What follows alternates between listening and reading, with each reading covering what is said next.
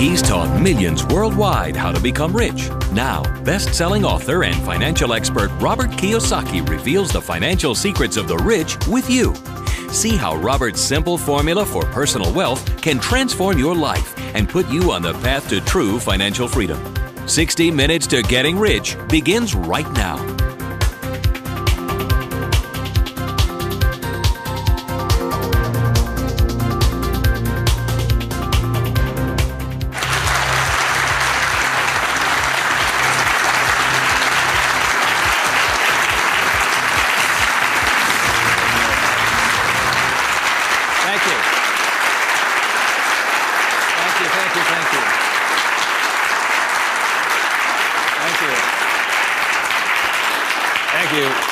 You're very kind. Thank you very much.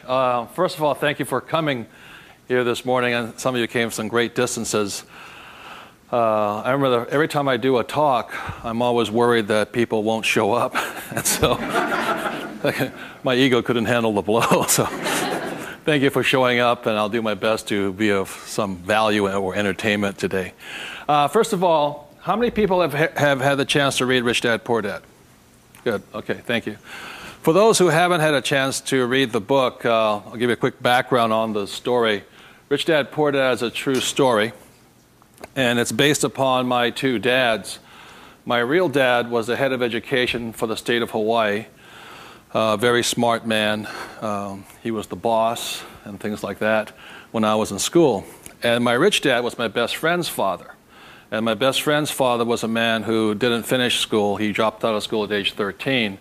But ultimately became one of the richest men in the state of Hawaii. Self-made, did it on his own, and stuff like that. So Rich Dad, Poor Dad is a true story of what two fathers tell their two sons, my best friend and I, about the subject of money. And as the the positioning statement of the book says, what the rich teach their kids about money, that the poor and middle class do not. And as we all know, for the most part, we learn very little to nothing about the subject of money in school. And so what we learn about money oftentimes is handed down from parent to child. And those are the ideas that we have relative to the subject of money. So my rich dad was a man who, he was my best friend's father, like I said, when you look at the white sand beaches of Waikiki and the hula girls and the palm trees, my rich dad was the guy that owned the land underneath the hotels. And my poor dad, I call him my poor dad, although he was a high-paid government official, and I do mean high-paid. He made a lot of money. In fact, he made much more money as far as a salary and paycheck goes than my rich dad. And so the story is really what my rich dad taught me as compared to my poor dad. And so what we're going to be going over today are some additional ideas and thoughts and information that may assist you in getting wealthier, easier, quicker. How many people would like to get wealthier, easier, and quicker? Good, thank you.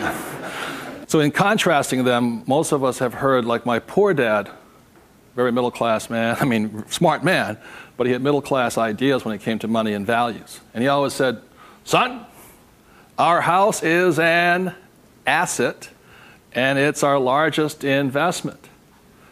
And my rich dad would say, here I'm 9 years old, I go, okay, I got it, Dad, I got it, right? And then I would go over to my rich dad's house, and I would say, my dad just said, our house is an asset and our largest investment. And my rich dad would say, well, that's why your old man's not rich, is because your house is not an asset, and if it's your largest investment, you're in really big trouble. And that's when the contrast that started to hit me. And then my poor dad always said, do you think money grows on trees? And his favorite words were, I'd say, Dad, let's buy this. He goes, I can't afford it. And my rich dad said he forbade his son and I from ever saying the words, I can't afford it. He said, the moment you say you can't afford something, it becomes true. So the power of the spoken word or your thought has the ability to become what you think is real in the world. So if you say, I can't afford something, that becomes your real world or reality. And what my rich dad said instead was, instead of saying I can't afford it, simply say, how can I afford it? Or in school a lot of times, I'd say, hey Dad, guess what, I'm going to be a millionaire. He goes, you can't do that. And my rich dad said, never say you can't do something. Ask yourself, how can I do it? And he said, and just in the switching of those words, if you say, how can I afford it, your mind opens up to the possibility. And your mind then has to go to work. This is your single most powerful tool you have is the brain. But if you say, I can't afford it, then the thing goes to sleep and it sits there, goes dormant, and doesn't have to do any more work. You're the one who's doing the work then. So those are some of the subtle, differences. My poor dad, the school teacher, the head of education, always said to me, he says, son, go to school, get good grades, get a safe, secure job, high-paying job, and work hard. And my rich dad said, that's a good idea if you want to work hard all your life. He says, but if you want to get rich, you have to learn how to have money work hard for you so you don't have to work for it. And you also have to learn to buy companies. Don't be the guy applying for the job, be the guy that's handing out the job. But I want to give you something I rarely say to people, is that there was 3 main points that I think made a difference in my life. And point number 1 is that I realized very early on in life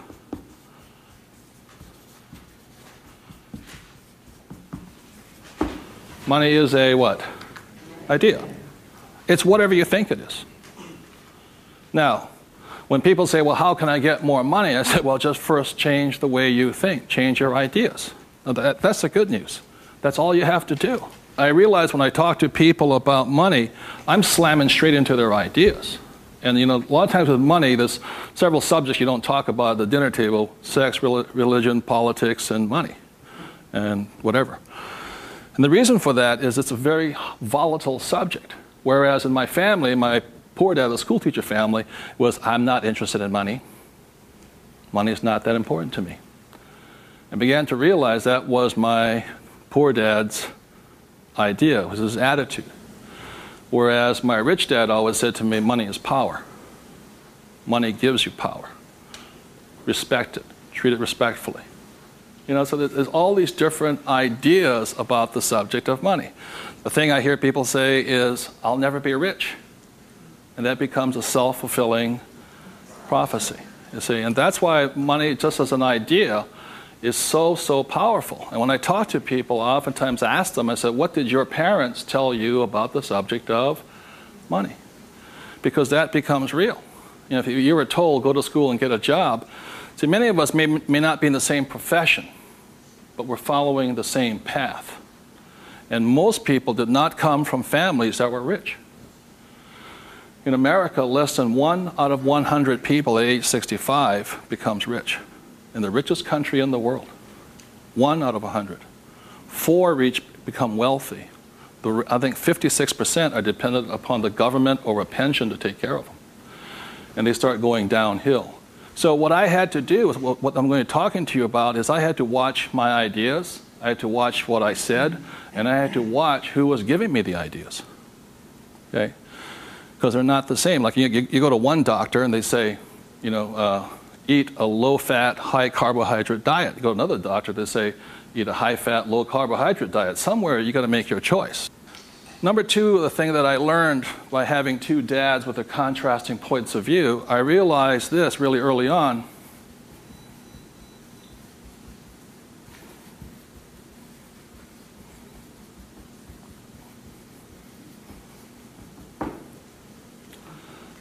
I realized that money doesn't make you what?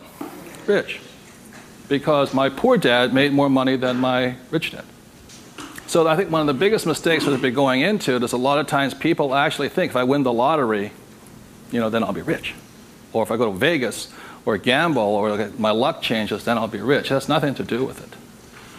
Money is a very powerful tool, as my rich dad used to say. If you use it well, it'll make you richer. If you abuse it, it'll make you poor. So one of the big things that my poor dad made the mistake of saying, he always thought that if he got a pay raise, that would solve his money problems. And the trouble is, every time he got a pay raise, he got bigger problems. So it made him poorer and poorer the more money he made. Does that make sense, you guys? That was a very big problem with him. And then the third thing I realized by having 2 dads and having 2 contrasting points of view was that there's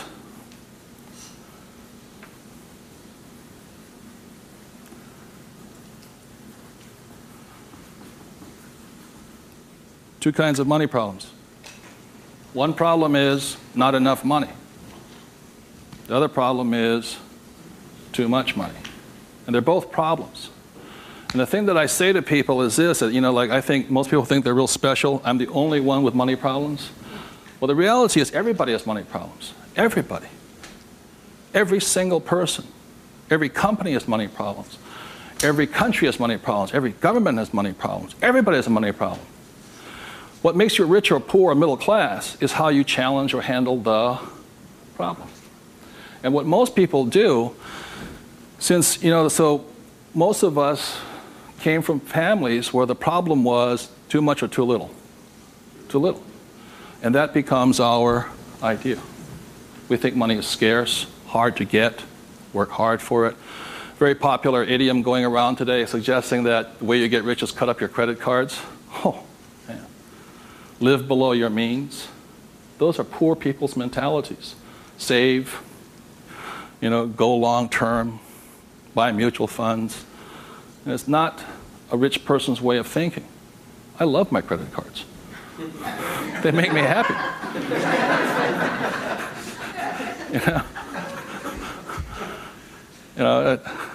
I drive, it says, drive a cheap car. I don't look good in a cheap car. I don't feel good. Now, the point I'm making here, again, there's poor, middle class, and rich. And very early on in my life, I really realized that being poor and struggling did not look good on my face. And I did not like it. But I grew up in a family that if you were rich, the idea was that you were crooked, evil, not caring, inhuman, not generous, and all that stuff. So if I said I want to be rich, then I went against my family's values. It was tough having that. Now, the other thing I saw was that by my rich dad managing his money well and becoming a business owner and an investor, that he got richer and richer and richer. Then he had a different kind of problem. His problem was too much money. And my rich dad said to me when I was about 18 or 19 years old, he said, son, there's two kinds of problems. Not enough or too much. Which one do you want? And at that point,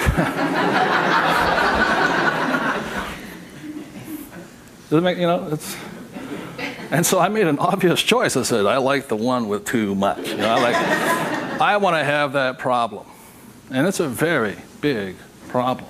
So knowing these three different things, I could make different distinctions and different choices in my life. The big point I want to make today is that money comes down to fundamentally a choice. That's all it is.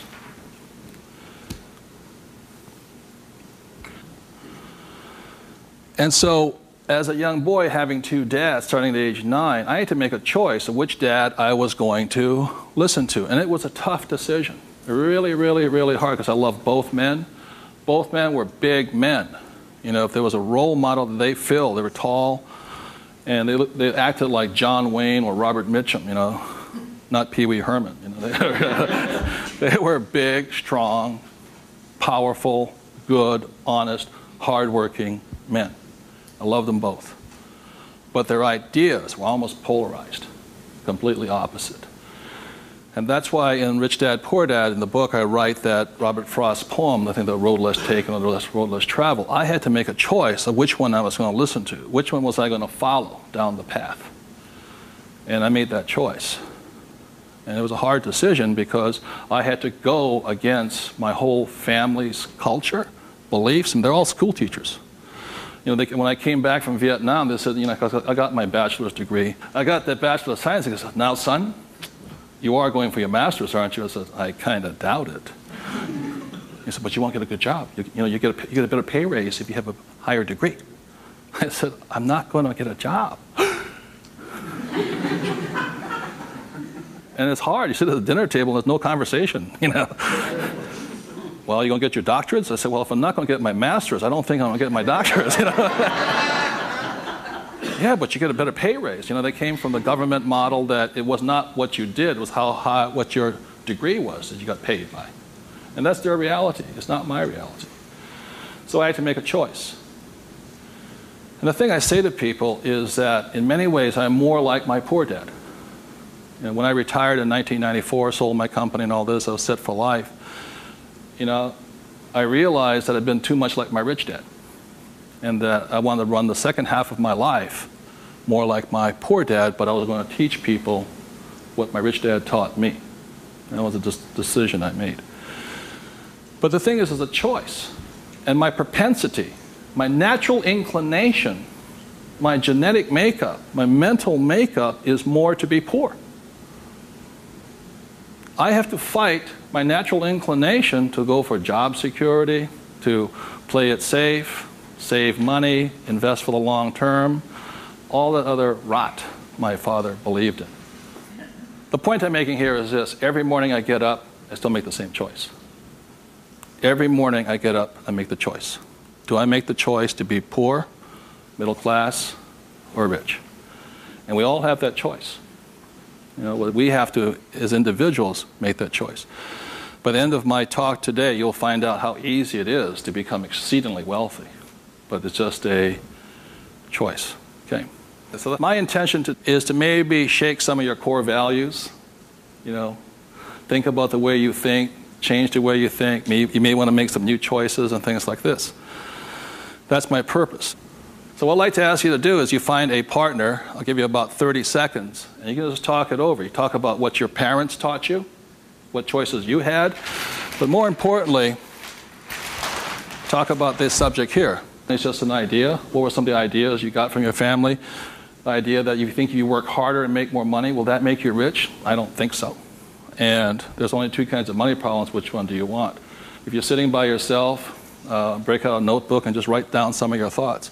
Because really, it's just your ideas that cause you to be rich, poor, middle class. So we take about 30 seconds and discuss with the person next to you some of these ideas. Thank you.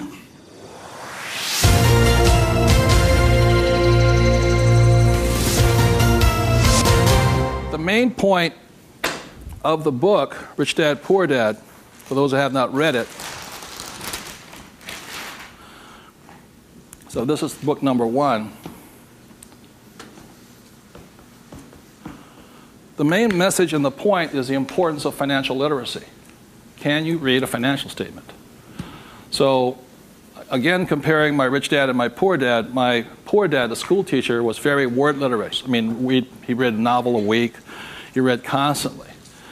And he used to say to me, you know, readers are leaders and leaders are readers. I said, good. And I go see my rich dad, who didn't read that much. He says, but the difference between your father and I is I can read numbers. So so Rich Dad, Poor Dad is very simply about the numbers. And this is an income, expense, assets, and liability. And that's the basis of financial literacy, a financial statement. Now, the problem, and so what it is about the difference between assets and liabilities, things like this. So this is really what the book was about. You know, the thing about asset, my father would say our house is an asset, and my rich dad would say it's not, because very simply assets, according to my rich dad, asset will put money in your pocket whether you work or not. And a liability will take money from your pocket whether you work or not. That was very simply it. The important things about a financial statement is that it allows you to see the truth instead of being stymied by other people. My bankers never asked me for my report card yet, you know.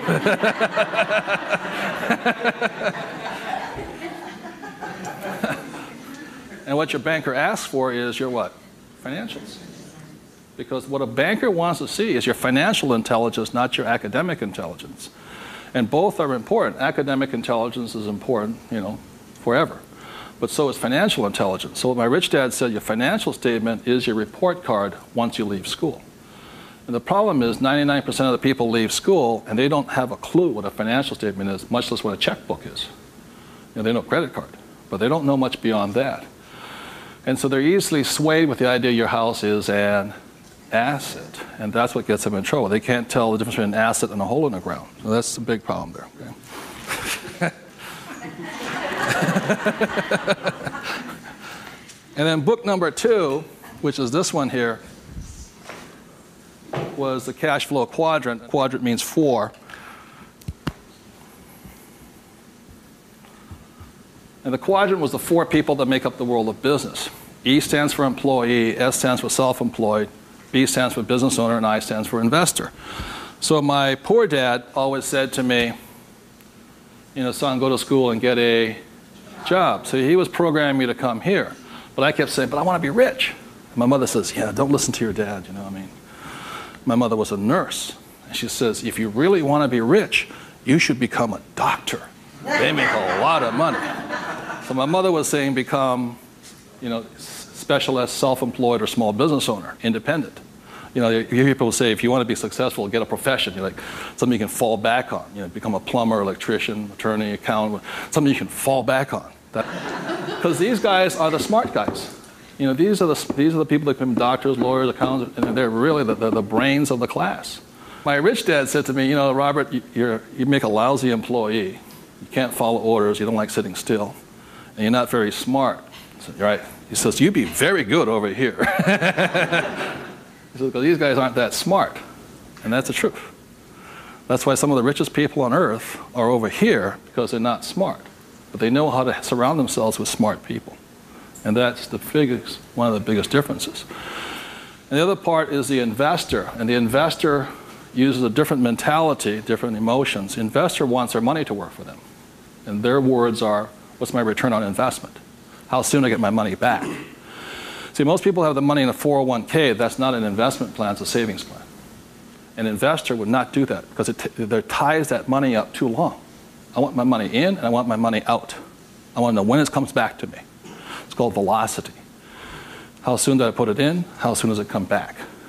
Savers put it in and they leave it there forever. It's a different value system.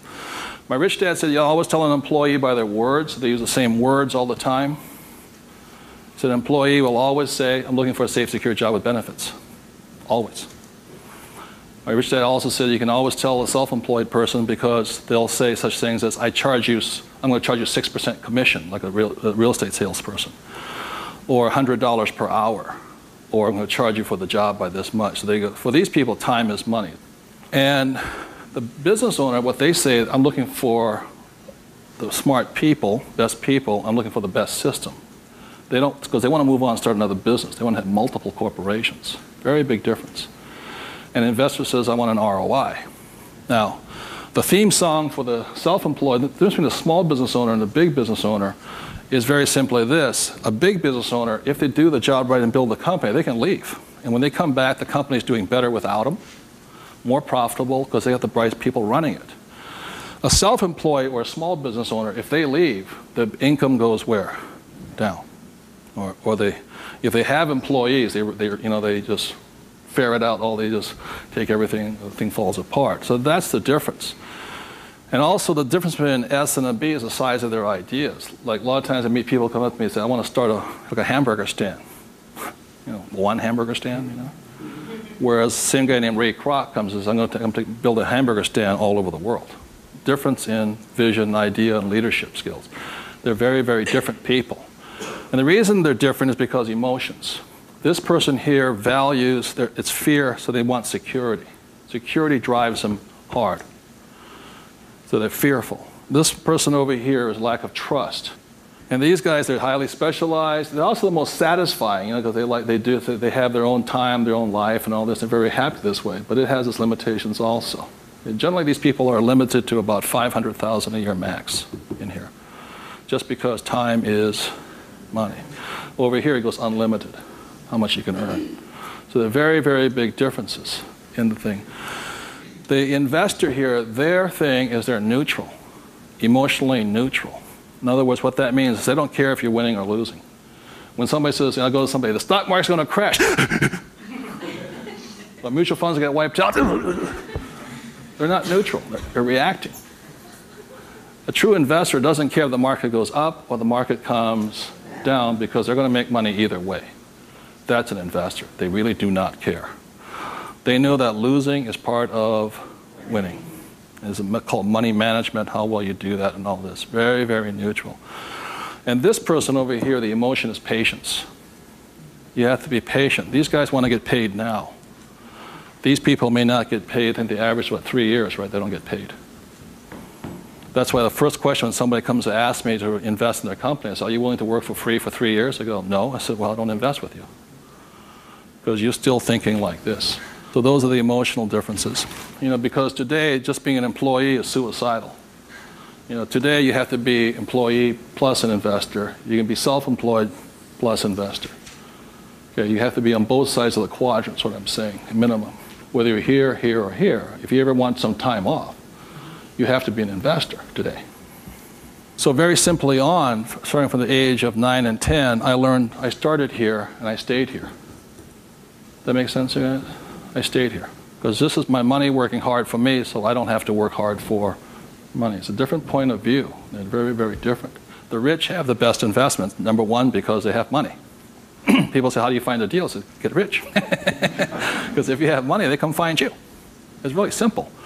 The thing about this one here, the richest or the fastest game in the world played today, the way to get rich forever has been this one. I talk about in this book how my rich dad went and bought one of the best pieces of white sand beach in Hawaii. And I said, how did you afford that? He wasn't making any money. He didn't have a job. He wasn't this. He says, how do you afford the best piece of beach in Hawaii? He says, personally, I can't afford it. See, none of these people could afford it either. It was about $10 million. Individually, you cannot afford it, but your business can afford it. It's one of the biggest secrets of all. So the reason I started here and learned to build businesses so I could invest. So I can take down bigger and bigger properties by this. Individually, I cannot do that. I don't earn enough money as an individual, but my company can. So the thing about the third book, which is Rich Dad's Guide to Investing,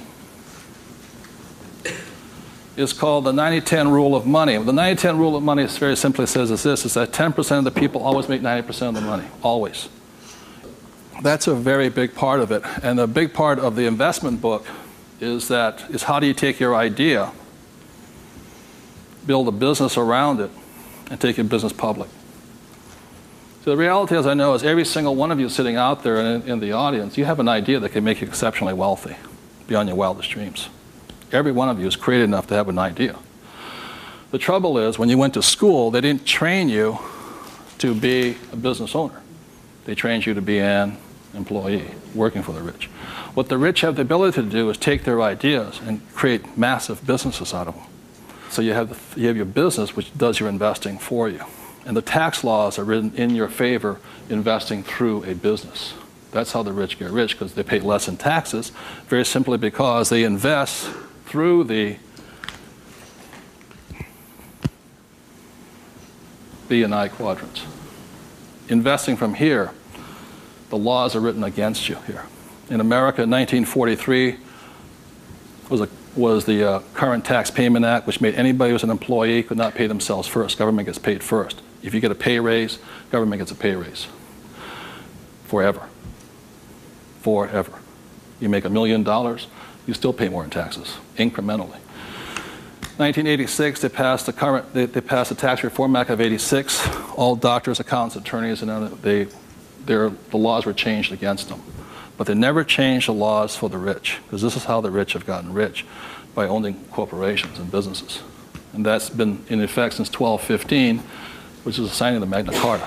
So ever since the thing is, you have to know, you want to get rich, you have to play by the rules of the rich, because the rich make the rules. And for the last thing I want to say about taxes is this.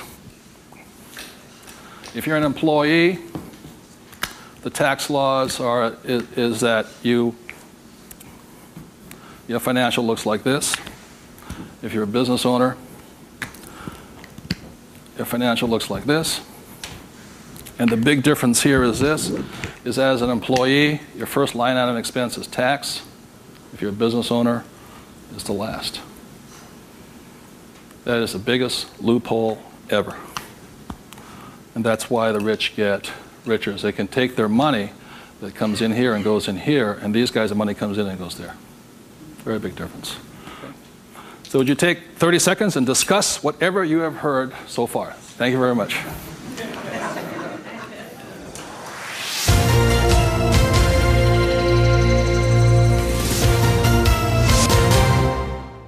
one of the ways I understand that money does not make you rich, when I was in my 20s, late 20s and early 30s, I became a millionaire. And it went straight to my head. And, you know, when you have money, you think your IQ goes up. And in reality, your IQ goes down, you know. And it was fast cars and even faster women. And I was a millionaire. I was a bon vivant around Waikiki. Now, I don't regret a thing. It was a lot of fun. But the more money I made, the more stupid I became. Anybody ever had that problem? So that's how I learned. I made a lot of money, and it made me instantaneously poor because I still had poor habits here. You see this right here? This is financial literacy or financial intelligence. If you cannot read a financial statement, you cannot tell what's happening. You cannot read. And what you don't see here is how the rich make more and more money because of this one little loophole here. You know, that's my account. You know, over here you hit 335,000 in income, and your tax rate keeps going up. Over here you hit 335 in income, your tax rate goes down. The laws are written for the rich by the rich. Period. So very quickly I'll go into a financial statement, and this is the basis of wealth here.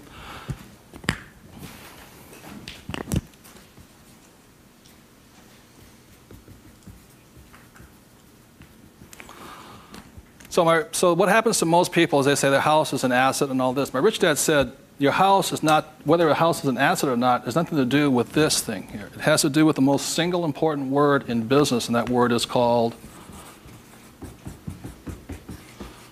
what's the word? Cash flow. It's cash flow determines it. So, very simply, when I was 9 years old, my rich dad said an asset is something that flows money into your pocket, and a liability is something that takes money from your pocket. Just because your banker or your accountant says your house is an asset doesn't mean it's an asset. So when I read a financial, I see something listed here, and then I see whether it lodges up here. Now, if it doesn't lodge up here, then it must be going this way. It's going out the expense with no income. Does that make sense, you guys here? That's a very simple way of looking at it. Now, taking it one step further,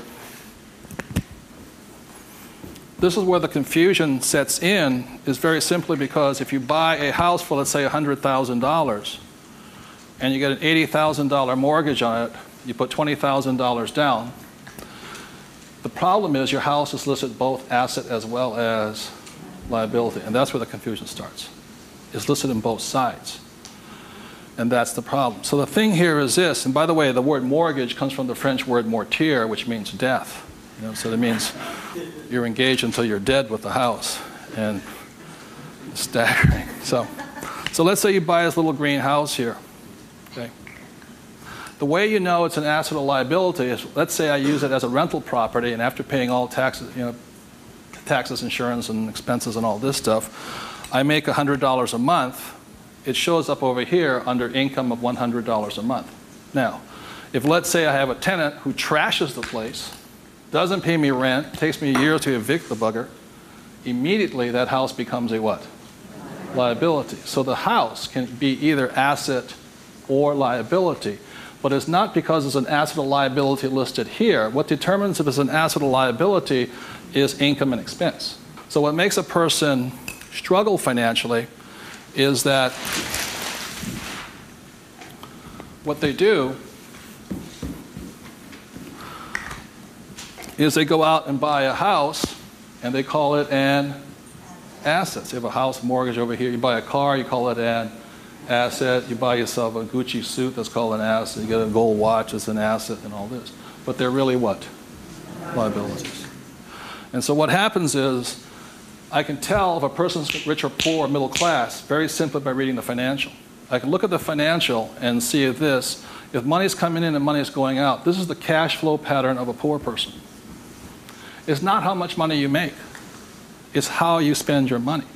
I know a doctor here in Arizona, he makes over $500,000 a year. But he spends $525,000 a year. It comes in and it goes what? Out. He thinks like a poor person. Okay. The average middle-class person, because they have a job and the bankers like people with jobs and all this, they get all this stuff. This is their cash flow pattern. They have huge long-term liabilities. They're illiquid. Okay? And this is the cash flow pattern of the great middle class who think they're rich. My rich dad said, just because you live in a big house, have a nice car, and wear nice clothes, doesn't mean you're rich. You could be broke, more poor than the poor person. So the difference was, for me, was that I spent my life learning how to acquire assets, so I don't need a job. The object was never to work for money. It was to learn to acquire assets that put money in my pocket, either stocks, bonds, real estate, businesses. So this is the cash flow pattern of the rich. The question, the way to find out how rich you are is this: if, let's say you're married, husband and wife, if the two of you stop working, what happens? See, if my wife and I stop, income still keeps coming, because it's not dependent upon us working. The average person, all their assets, they realize if they stop working, are really liabilities. As my rich dad said, assets feed you if you stop working, liabilities eat you. And the reason they can't stop working is because the liabilities eat them. So the definition of wealth is how long can you survive without working? And it's measured in days or years in time. So when I retired in '94, my wealth was infinite. In other words, I always had more than enough money coming in that was greater than my expenses. And that's a way of thinking. Would you please take 30 seconds to discuss that thing on cash flow? It's cash flow that determines if you're rich or poor, okay? Thank you.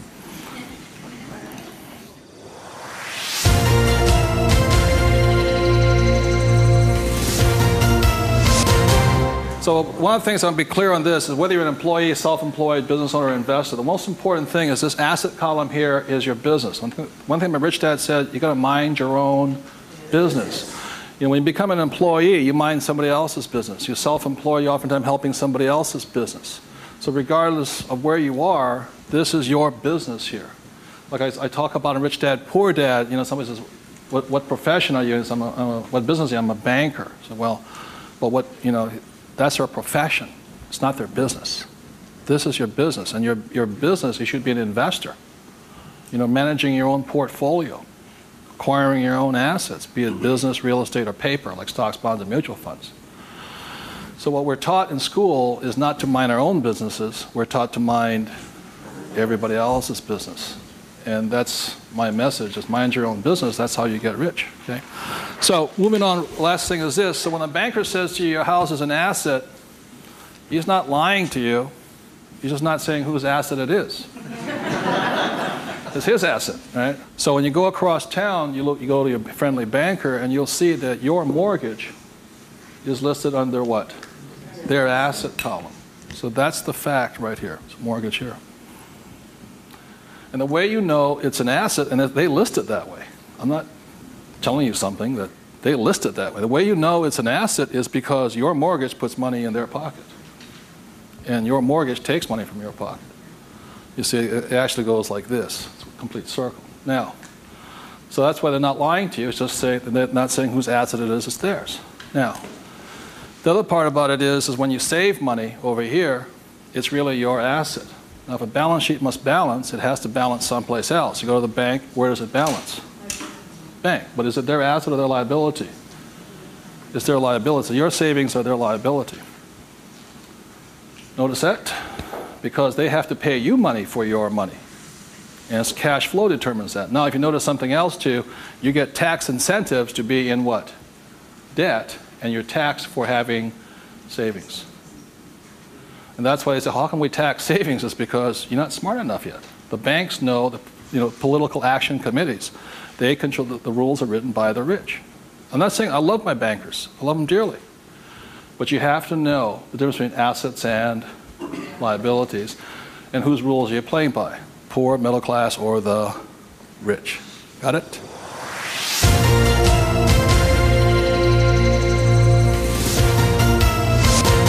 I'm going to talk about a subject that's getting nearer and dearer to many of my peers' hearts lately. And the subject is retirement, or the lack of the ability to retire. So I said the way I retired early has to do with the issue of this.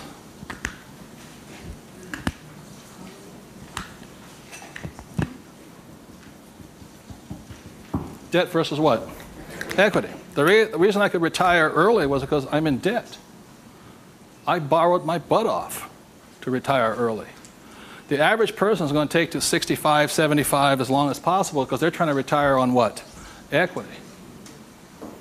In other words, they're going to try and use their hard-earned cash to retire, where I would rather use the bank's money to retire. So I am in debt up to my eyeballs. Because the reason is I know some of you out there, because I'm sure some of your parents told you to get out of what? Debt. Well, that's not that intelligent. Because you have to know there's good debt and what? Bad debt. And most people are loaded with what? Bad debt. And if you want to get rich, load up with what? Good debt. And the question I asked those bankers, I said, let me ask you this. How long would it take you to save $1 million? I'll ask you guys, how long would it take you to save $1 million? A couple of years at least, right? Yeah. How long does it take you to borrow $1 million? About 10 minutes. If you have good financials. And that's the difference. And that's the price people pay for not being educated in this world, to think that they have to work hard, save money, and finance your retirement on equity. I'd rather do it on debt. And the way I do it on debt is my banker will always lend me money on a thing called real estate. Always. They will not lend me money to buy stocks, but they will lend, even if it's bank of what stock, their own stock, they won't lend me $1 million for 30 years at 8%. But I find a commercial building, $1 million, 8%, 30, they'll all day long. The thing that scares me right now is never have so many people in the history of the world bet their retirement on the stock market. And they've bet real money. Am I correct? And trust me, the market will crash. Always has and always will. Now, those taking deep breaths right now, it's because you're not, because that should be good news. Because if it crashes, that's when you get rich. But the people who have been trained to think of playing it safe and all this, they're going to be in terror. Completely different point of view. So the point I'm making here is this. One of the reasons I wanted to get educated, understand cash flow, play the game, was just so I could borrow money faster. When my poor dad always said to get out of debt. Debt was bad. So I just called, I just called my broker down the street here. I said, I need 2.4. He says, come in and sign the paperwork. That was it. 2.4 million, just sign. Now, because I can take that money and make 10 million out of it, the average person will go on vacation with it. Or buy a big house, or buy a boat. It's called fiduciary responsibility. If you can prove you know how to manage your money and you have the good financials, plus you have a couple of million in cash, they'll lend you all the money you want. Because they know my problem is too much money. And the reason I buy real estate is because I get more tax breaks. The real estate is a game of the rich, not paper. It's a really interesting world. So what I'm going to go into is how you can get to the point where you don't, I'm not recommending just go out and borrow today, especially if you have no education. I spent 40 years getting here to the point where I can call my broker up. Before, 10 years ago, I'd call them up and they'd laugh. How much do you want? But I took that as a feedback that I had to improve my financials. Does that make sense to you guys here? To the point where they would say yes. So the difference between my poor dad and my rich dad was this. My poor dad always said, get a high-paying what? Job. Big mistake. Because the trouble with a high-paying job is you get taxed. So my rich dad said, that was my poor dad, high-income job. That was the key to success. That's a very middle-class, pedestrian point of view. The rich know this. It's not how much money you make. It's how much money you keep. You've got to keep it. It is not how much you make. It's how much you keep. It's called the income to expense ratio. In other words, how much drops to your bottom line. Does that make sense to you guys here? Yes. How much drops? So the minimum is 30%. So you're making $1,000, the minimum that can drop is 30%. If you're not going 30% to the bottom line, in other words, this way, and you don't have to do it, I'm just giving you the ratios that work. If you have $1,000 coming in this way, then 300 needs to hit here somehow. That's the ratio. The average person, you know how much is hitting here? Nothing. That's why they're poor. They're making more and more money, a high-paying job, you know. I went to the university to get a high-paying job, and I'm now at GS-19, and I'm getting more money, but less is dropping here. Does that make sense to you guys here? Because they're buying more what? Liability. It's called the income to expense ratio. How much is dropping? That's what counts. I listened to Sir John Templeton. He said when he first got married, for every 1,000 that came in, 500 hit here. That's what makes the rich rich. It's not how much they make, it's how much they keep. It's a matter of focus. And my poor dad always said, I'm making more money. And my rich dad says, I'm keeping more money. Big difference, huge difference in long-term wealth. It's how much is hitting this here. So the thing I have is an exercise that'll prove that anybody can be rich. And when I was a little kid, my rich dad gave me one of these. He gave me 3 of these little things. They're called what? Piggy banks. So if you want to get rich, go out and buy 3 of them. Okay? 3 piggy banks. That's all it takes to train yourself to think to be rich. Now, for every piggy bank, so you have 1 piggy bank, 2 piggy banks, 3 piggy banks. 1 is for saving, 1's for investing, and 1 is for tithing or charity. Very important to give. The decision you make today, I'm talking about choices. You can say, well, that's too simple, you know. But the choice you make is for the rest of my life, or for the next 90 days, whatever you can handle, how much am I going to put in each bank every day? Not once a week, every single day. Because what you're training is your brain to think like and act like and be like a rich person. You're dropping it to the bottom line. So let's say the most you can handle today, given your horrific financial brilliance, is $1. Good. Now, I don't care the dollar amount, but I do care that you do it. It's like going to the gym and saying, you know, today I look like a sumo wrestler, but tonight I'll look like Arnold Schwarzenegger. It's not possible, you know what I mean? It's not going to happen. So how many people right now could say for the rest of your life, with 3 piggy banks, you'll put $1 a day away per bank? Good, right? I mean, it's not, and everybody can do it. But the problem is, most people won't. And that's the difference. But once it hits your piggy bank, it's yours for the rest of your life. You pass it on for generations. That's what the rich do. The middle class finds some cheap and tacky excuse to break the bank. Am I correct? You know, I got to spend this money. That was my poor dad. Well, if I make more money, I'll get a pay raise next year. The government, you know, be the GS-19.5. But they kept breaking the bank. Now, it has nothing to do with the dollar amount. It has to do with the habit, the way of thinking, that this is more important to me than eating. It's more important than my kids' clothes. More important than everything else is this. This is first. So start with $1. Everybody can do that. All it is 0 to go to 10. Now, at this point, people say, well, that's not that tough. Try $10 a day. Then you see some heartbeats. At that point, you're now at the boundary of what's possible for you. It's only a 0 added on to it. And you want to spend it. Now, if this becomes easy at $10, then just up it to, and you'll find your heart rate going up. So when people say, well, this is a simple exercise, I'm beyond it, then try going to, it is not the dollar amount.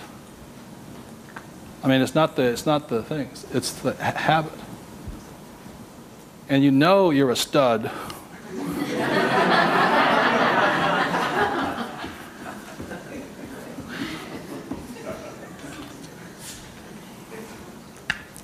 This goes to this never spent. This is what your mad money is. You buy your properties and stocks and bonds, mutual funds with.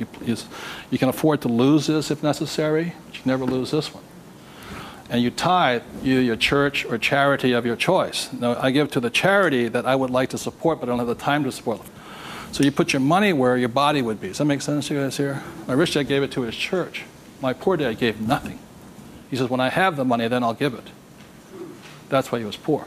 the next point here is that my rich dad always believed in job security. My poor dad, job security. And my rich dad believed in financial security. So the way you get financial security is, again, via these three things. This is the basis of it. Savings, investing, tithing. So the way you get financial security is start with this, and then I start investing with this. Does that make sense? My investing account, this is when I have my fun. I play with that money. So the deal here is this, whether you're buying a business, real estate, or paper, the ratio is this. You can ask my wife the question. For every, somebody says, well, I don't have any money. How do I get some money? I said, start with that, the 3 piggy banks. Or how do you find a nothing down deal? The reason they want a nothing down deal is because they got nothing to put down, right? And that's the most risky thing you should do. You can only take a nothing down deal when you have a lot of money to put down, because it's too risky. I can take a nothing down deal because I got the money to cover it in case it goes bad on me. But the point here is this, how I got my experience, how I can find a deal is this. You can ask my wife this. For every one property I buy, how many properties or businesses or stocks do I analyze? 100. That's the ratio. Before I buy one piece of property, I will analyze a minimum of 100 properties. If I don't buy one property in that 100, I start all over again. It's 100 to 1 is the ratio. That's how I find a deal. Not only that, is when I had no money, what was I doing? Still analyzing a deal. It's 100 to 1 before you can find one deal. And people come, I went with a ride with a realtor and we found one property and we bought it. I said, how many did you look at? Just that one. That's an idiot, not an investor. They have no clue. The way you want to find out the market trends, the ups and downs, the ins and outs, is you got to analyze 100 deals. Out of that 100 deals, you put in offers on 10. Because 90 are bad. But in the practice of analyzing the deal, you get smarter. I learn more. I learn something from each deal I look at. Of the 10 I invest in, or I put offers in, I might get 3 accepted. Now, this comes from my friend Dolph DeRoos, who's a real estate genius. He says, if this number is like 6, what does that mean? You're offering too much money. That means you're not being tight enough. You've got to screw it down a little bit more. It gets down to nobody accepting you're too tight. So you want to keep it in this ratio. Of that, you'll buy one property. When people say, how did I get my education? I got my education evaluating deals. I estimate to this day right now, I've looked at over 50,000 deals. That's how I got smart. Instead of going to work, I look at deals. If I'm buying a business, the ratio is the same. 100, 10, 3, 1. If I'm buying a stock in a company, I'll get 100 companies, same ratio. Everybody can do that. Does it cost them any money? No, not at all. It's free. When I go on vacation with my wife, Kim, she knows where I'm going to wind up. It's a real estate office or a brokerage office because it's a habit. So this is what gave me financial security, and what my poor dad focused on was what? Job security. He had no assets when he lost his job. Okay? 30 seconds, please discuss that ratio. 50,000 properties I've looked at now.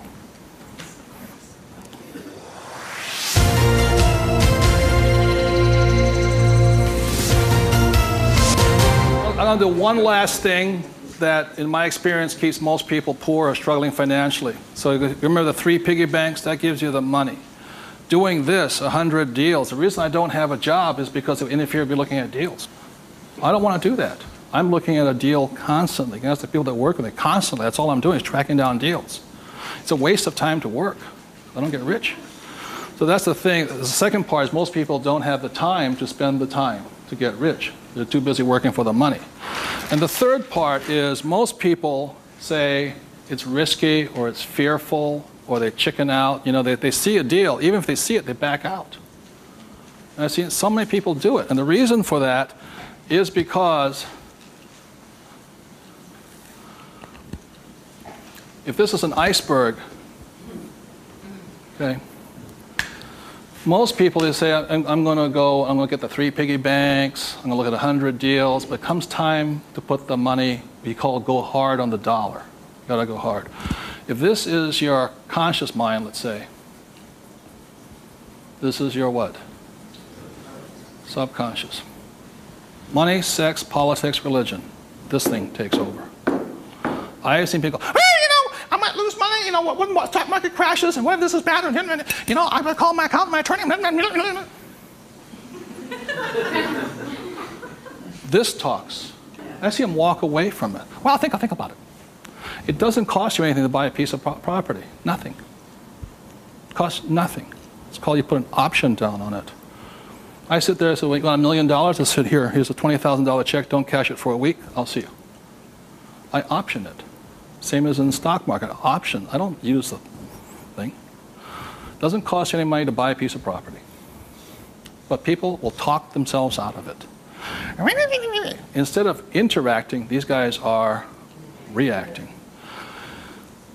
And it's really tough here in Arizona, or you don't know what it's like to be in New York. I'm going, it doesn't make any difference, because the problem is between your ears. Because the fears come up, they start talking. You can't talk to these people at that moment. They're like, and the reason is because of the magic word. What is it? Fear. And what happens to the average person, fear stands for false evidence appearing real. And what I mean by false evidence is that if this starts talking, they'll start gathering the evidence to make sure that it's real. Well, you know that most businesses fail. Let me show you the facts, and let me show you the stats. See, they're looking for all that false evidence.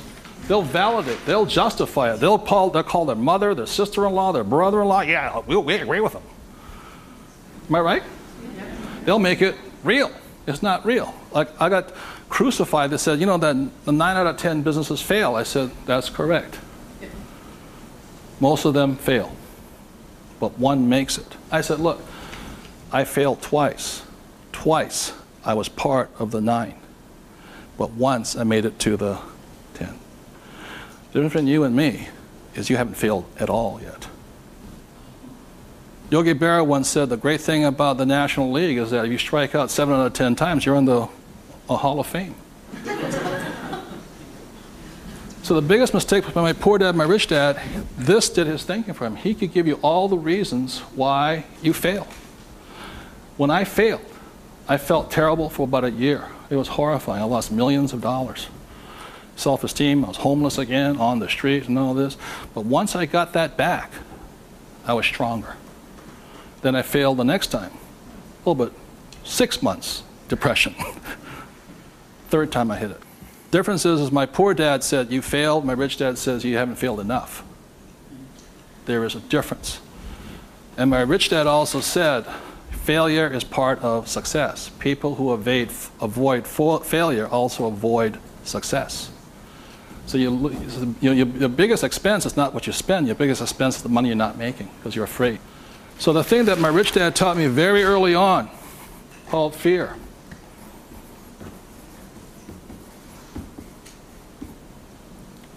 Fail early and fail responsibly.